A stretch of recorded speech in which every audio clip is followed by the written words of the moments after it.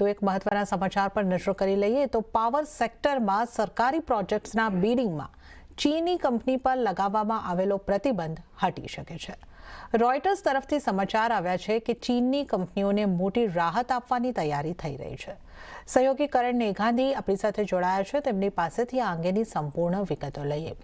કરણ, ચીનની કંપનીઓ શું રાહતના સમાચાર સામે આવ્યા છે? જી, તો ચીનની જે પાવર સપ્લાય કરતી કંપનીઓ છે કે જે તેના પ્રોજેક્ટ્સ લે છે તે કંપનીઓ માટે ખૂબ જ મોટા સમાચાર આજે આવ્યા છે।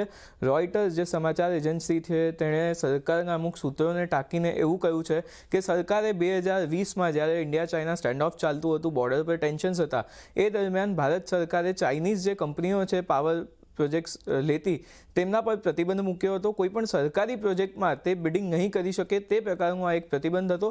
હવે ભારત સરકાર આ પ્રતિબંધ ઉચકી લે તેવા એક સમાચાર રોયટર્સે સૂત્રોને ટાંકીને આપ્યા છે।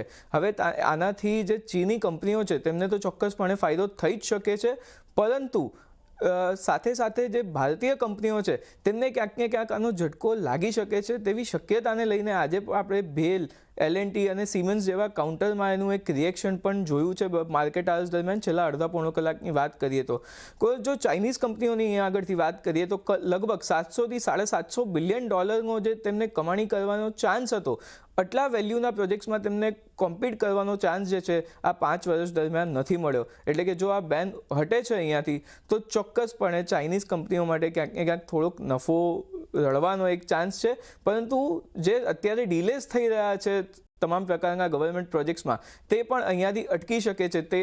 તે માટે સરકારનો એક ઉદ્દેશ્ય છે કે ક્યાંક ને ક્યાંક થોડી રાહત ચાઇનાને આપવામાં આવે અને ભારતનું પણ જે સેક્ટર છે તેને આગળ વધવામાં મદદ મળી શકે। જી કરણ, તો આ સમગ્ર જાણકારી આપવા બદલ આપનો આભાર।